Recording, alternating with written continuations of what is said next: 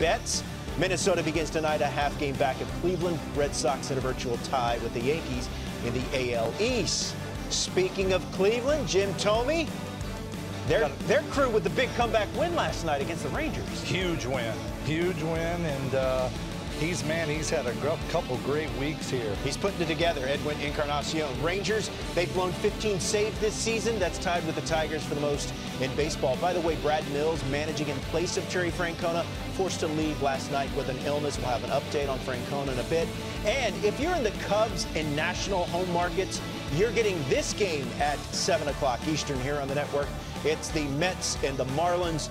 Mets have won 3 in a row after sweeping the Giants. The Marlins are 6-4 against the Mets this season. You're there, we're here. Welcome inside Studio 3. Thanks to those of you listening on Sirius XM satellite radio. Remember, 10 and 2 on the old steering wheel. You don't want to get You got to be careful out there. Cubs and Nationals here on the network, 7 o'clock Eastern. Let's take a look at the lineups. Anthony Rizzo is back leading off tonight for the Cubs, one night after Wilson Contreras led off with a homer last night. No matter who hits in the lineup for the Cubs batting leadoff, they seem to go yard. Jim, could you imagine in our day when we broke into the big leagues, a guy like Anthony Rizzo batting leadoff? Never. Carlos Santana batting leadoff? Me? Right? Can you imagine in Philadelphia, we were together, and you walk in. Jim told me batting leadoff. And I'm leading off. I don't know who would have fainted first, me or him. Take a look at the Cubs lineup as Anthony Rizzo will bat leadoff. Ian Happ, we'll have a conversation with him a little bit later. Meantime, the Nationals lineup, Daniel Murphy has a 10-game hitting streak. He's batting .350. with 9 extra base hits during this stretch. We talk about consistency and length in the lineup. The Nationals certainly had that, Jim. They sure do. I mean, you talk about Daniel Murphy, what a tremendous hitter. I mean, fundamentally might be the purest hitter in baseball, especially after what he's done the last 2 years. Jim, I know pitchers, sometimes it takes a while for guys to find it, right? It took Roy Halladay a while to find it. It took Chris Carpenter a while to find it. Could that be the case with a guy like Daniel Murphy to really find it and make himself into not just a good hitter, but a good power, average type of hitter? Absolutely. And as you know from the pitching in, you'll tweak things in the bullpen and find something and go to your pitching coach and say, oh my gosh, I found something. Same with hitting.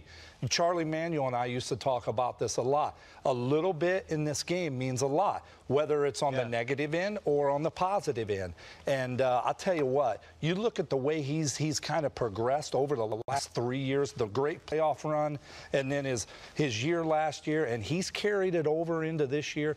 He is an absolute great player, in my opinion. Well, some big names on the hill tonight for the showcase game. The pitching matchup, Jake Arrieta, Max Scherzer. Scherzer trying to join, listen to this list, Chris Sale, Pedro Martinez, Randy Johnson, and Nolan Ryan as the 5th pitcher in history to strike out at least 10 in 7 consecutive starts. Okay, if Clayton Kershaw is the best pitcher in the game, what's the gap between Clayton Kershaw and Max Scherzer? Hello, Chief. It's Max. I had to do it for you, Robert. The gap is closing. The gap is closing. So silly. I think he's the most dominant right-handed pitcher in the game today. I really do. And that's saying a lot. I think what we like the most about Max Scherzer, there was a time early in his career where, he was a 6-inning guy. I go back to this game against the Mets. Listen to the audio. I'm going to be silent so you can hear the grunting. Yeah. This is the second right here, of 5 consecutive fastballs to Yoenis Cespedes, also known as La Potencia, which is Spanish for the man. Not Spanish for the man. But it is, Robert, in my world. Listen to this. Boom! 5th one in a row. Finally, right here, he strikes him out on an electric breaking ball. But this is a guy that right now he bows his neck, and this was mano a mano. He was going against the best hitter and saying, this is my best stuff. And it reminds me of some other power pitchers, guys that pitch with emotion. Randy Johnson, look at this. After some big strikeouts, that was after a no-hitter right there, raising his fist to the sky. Chris Carpenter, who came a long way, who I pitched with early on with the Toronto Blue Jays. And then, of course, you got Max Scherzer. I mean, you look at what he's been able to do.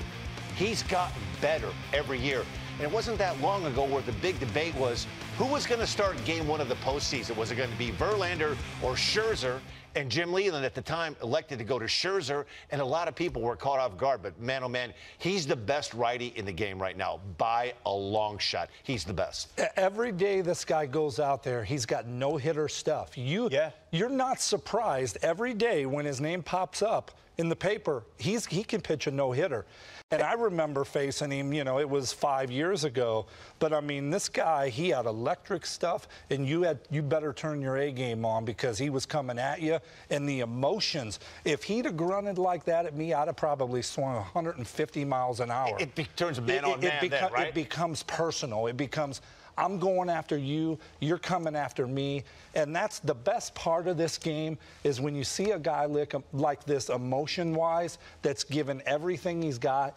What a great guy to root for. Yeah, a little bit later, Jim is going to go in Studio 42, tell you how he would try to attack Max Scherzer. Meantime, Dan, get your shoe back on. Much more on this matchup within the matchup tonight. Jake Arrieta against Max Scherzer. Let's send it over to the guys that will call it, Bob Costas and John Smoltz. All right, Robert, it's the pitching pairing that is the attraction tonight in D.C. Jake Arrieta for the Cubs, Max Scherzer for the Nats. Between them, they have 3 Cy Young Awards and 4 no-hitters, and Scherzer almost got one his last time out against the Marlins. Well, you're talking about 2 guys who've won the last 2 Cy Youngs, and it's going to be a classic pitching matchup. Max Scherzer's coming off an incredibly tough loss in Miami where he was dominating the game throughout, striking out just about everybody, 11 strikeouts. It's this hit in the 8th inning that broke up the no-hitter. And then a wild pitch, and then later a hit that ends up losing the game 2-1. Max Scherzer has been on his game, easily could have 12 wins. If he gets any support at all from his team, any runs at all, you're talking about another guy that could dominate and win another Cy Young. Jake Arrieta, he hasn't been quite the 2015, but he's getting better, and if the Cubs are going to make a run, they need Jake Arrieta to get closer to 2015.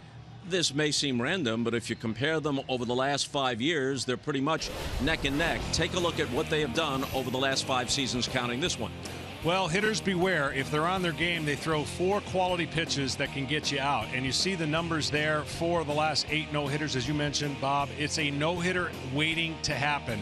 It's must-see TV when you see these 2 guys on the mound. And if you see Max Scherzer with all his emotion, you're going to see the opposite of Jake Arrieta. Very stoic, never know what's going on. 2 guys that go about it in a different way. Okay, Nats and Cubs coming up. We'll see you in a bit. Robert? All right, Bob, we'll look forward to that. Meantime, DQ Ballpark Cam there at Rogers Center. Jose Bautista is leading off tonight as the Blue Jays will take on the Baltimore Orioles. First of a 3-game set. The Orioles have won 2 in a row.